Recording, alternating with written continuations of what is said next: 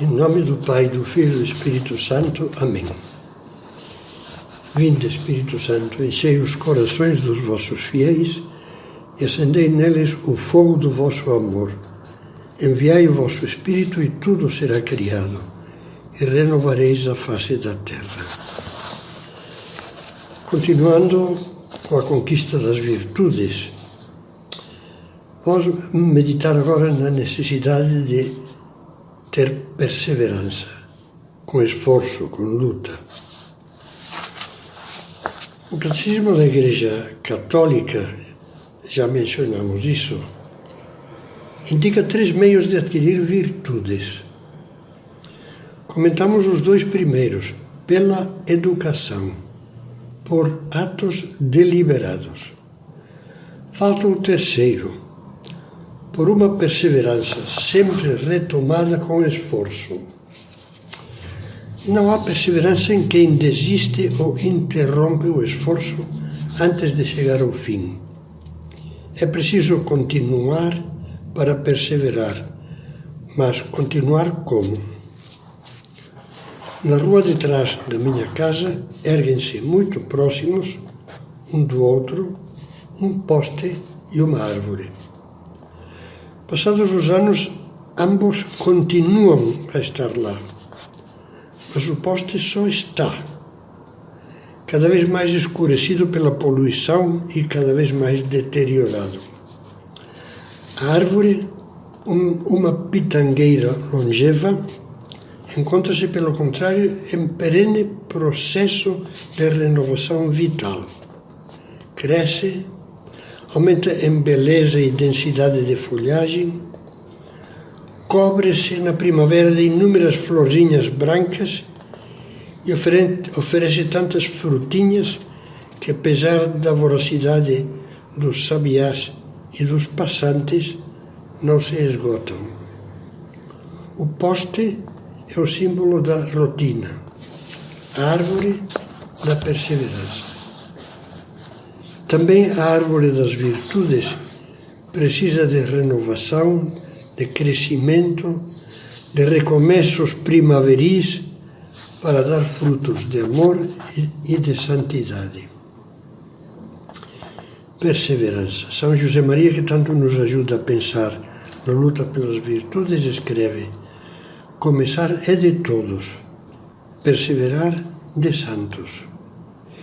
E dá-nos pistas para perceber como é que deve ser a perseverança nessa luta. Vamos comentar algumas delas. Primeira, deve ser perseverança refletida. O ponto de caminho que acabo de citar termina dizendo que a tua perseverança não seja consequência cega do primeiro impulso, fruto da inércia, que seja uma perseverança refletida. Para perseverar, a reflexão é muito mais importante do que a emoção. A vibração inicial com que partimos à conquista de uma virtude facilmente esmorece.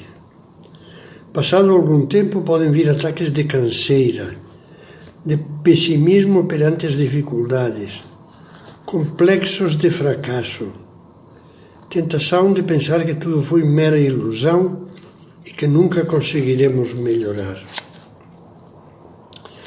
Pedro Rodrigues, um conhecido teólogo, na edição crítica do livro Caminho, esclarece que foi Álvaro del Portillo quem, sendo ainda um estudante, escreveu a São José Maria: passou-me o entusiasmo, e que este lhe respondeu, como se recolhe em outro pensamento de Caminho: tu não deves trabalhar por entusiasmo, mas por amor, com consciência do dever que é abnegação.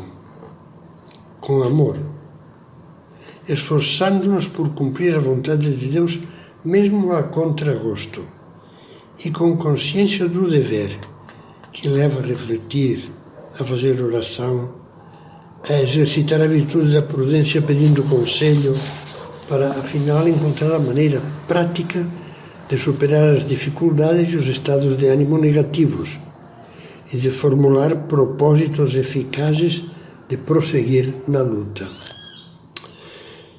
Ao lado da perseverança refletida, tem que haver a força da contrição. É a segunda coisa. Existem duas formas de amar a Deus. A entrega filial e generosa à vontade de Deus. Jesus diz, aquele que me ama cumpre a minha palavra. E o arrependimento amoroso. Todos nós falhamos muitas vezes, apesar dos bons propósitos. A maneira de perseverar, então, é reagir como o publicano e o filho pródigo, com um pedido de perdão a Deus. Ó Deus, tem piedade de mim que sou um pecador. Tu sabes que eu te amo. Unido à resolução de levantar-nos quanto antes e de voltar a lutar com confiança, sem renunciar à meta proposta. De certo modo, pregava São José Maria, a vida humana é um constante retorno à casa do nosso Pai. Retorno mediante a contrição, mediante a conversão do coração, que se traduz no desejo de mudar, na decisão firme de melhorar de vida e que, portanto, se manifesta em obras de sacrifício e de doação.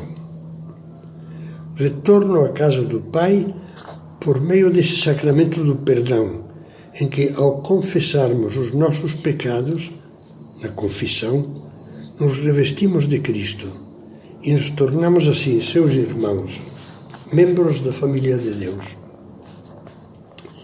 Em terceiro lugar, a força da humildade. Uma das causas da desistência na luta é a amargura do fracasso. Falhei de novo, não consegui me conter, não consegui calar, não consigo mudar.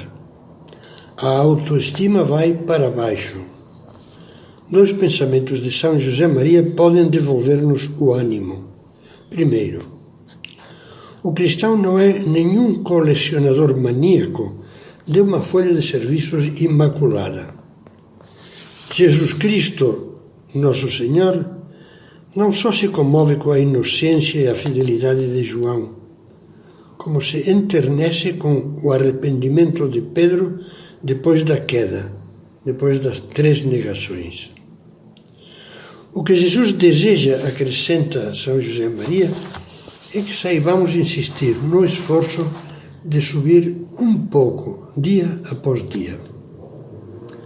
Segundo, Jesus quer que sejamos simples como uma criança. Como sabe, de uma criança não se esperam grandes resultados, como de uma empresa, mas a boa vontade de agradar os pais, ainda que seja de modo desajeitado. Deus, quando nos vê lutar humildemente sem desistir, fica comovido, conhecedor da nossa fraqueza, pensando, como lemos em Caminho, pobre criatura, que esforços faz para se portar bem. Impressiona saber que 3 meses antes de falecer, já no término de uma vida santa, São José Maria via-se a si mesmo como uma criança que balbucia. Estou começando e recomeçando. E assim até o fim dos dias que me restem, sempre recomeçando. O Senhor assim o quer, para que em nenhum de nós haja motivos de soberba nem de nécia vaidade. Este é o bom caminho. Enfrentar com humildade as nossas falhas, sabendo que Deus nos compreende, nos anima e que nunca desiste de nos estender a mão, dando-nos forças para perseverar. Outro ponto, o otimismo. Somos crianças que balbuciam, pequeninos comparados com a grandeza de Deus. Como seria absurdo que uma criança dissesse, sou um fracassado? Daríamos risada e depois a consolaríamos e a animaríamos com ternura. Pois bem, é assim que Deus age conosco quando nos vê humildes. Por isso, se nos sabemos filhos de Deus muito amados, como diz São Paulo, vamos combater com otimismo, independentemente dos resultados mais ou menos brilhantes, mais ou menos fracassados que obtenhamos. Cristo fará conosco o que fez com São Pedro, após uma noite de pesca inútil. Dirá: lança a rede guiado por mim, ou seja, continua pelo bom caminho dos teus propósitos e dos conselhos recebidos, e verás como acabas apanhando uma grande quantidade de peixes. Aprendamos a dizer a Deus com confiança de filhos: viste como tudo faço mal? Pois olha, lemos num ponto do livro Caminho, pois olha, se não me ajudas muito, ainda farei pior. Quero escrever todos os dias uma página grande no livro da minha vida. Mas saem da minha pena coisas tortas e borrões. De agora em diante, Jesus, escreveremos sempre juntos os dois. Além disso, o nosso otimismo apoiado na fé nos levará a compreender este aparente paradoxo que lemos no mesmo livro Caminho. Fracassaste? Nós, os filhos de Deus, nunca fracassamos. Não fracassaste, adquiriste experiência. Para frente. Após cada tropeço, perguntemo-nos com paz e confiança: que aprendi com essa falha? Que experiência tiro desse fracasso? Talvez tenha acontecido que pelejei mal, que planejei mal o momento ou o modo concreto de fazer o que me propus. Um tempo de oração, por exemplo, vencer um defeito, uma ajuda ao próximo. Talvez me propus coisas muito difíceis e preciso começar humildemente por algumas mais fáceis. Em vez de me propor, por exemplo, vencer toda e qualquer irritação, vou começar por evitar a irritação à mesa, quando alguém se atrasa. E pensemos que às vezes talvez tenhamos feito muita força, mas tenhamos rezado pouco, esquecendo que Jesus diz: sem mim nada podeis fazer. Outro ponto, espírito esportivo. Isso nos levará a ter espírito esportivo, como ensina São Paulo a Timóteo. Nenhum atleta, diz, será coroado se não tiver lutado segundo as regras. Ele procurava lutar bem, como se verifica pelo que escreve aos Filipenses, no capítulo 3 da carta. Consciente de não ter ainda conquistado a meta, só procuro isso, prescindindo do passado, atirando-me ao que resta para frente, persigo o alvo, rumo ao prêmio celeste ao qual Deus nos chama em Jesus Cristo. O bom esportista aprende com os fracassos. Deixa para trás o fracasso e volta a treinar cada vez mais e melhor. Não se deixa fundar pela derrota. Tem espírito esportivo. Sabe perder e sabe ganhar. E graças a esse espírito acaba conquistando o prêmio. Como vê, o importante é perseverar. Querer lutar durante o tempo que for preciso, a vida toda, sem jogar a toalha. O coach, o orientador espiritual, nos pode ajudar a definir a forma de melhorar o treino. E com a ajuda da graça perseveraremos e saborearemos estas palavras de Jesus. Aquele que perseverar até o fim, este será salvo.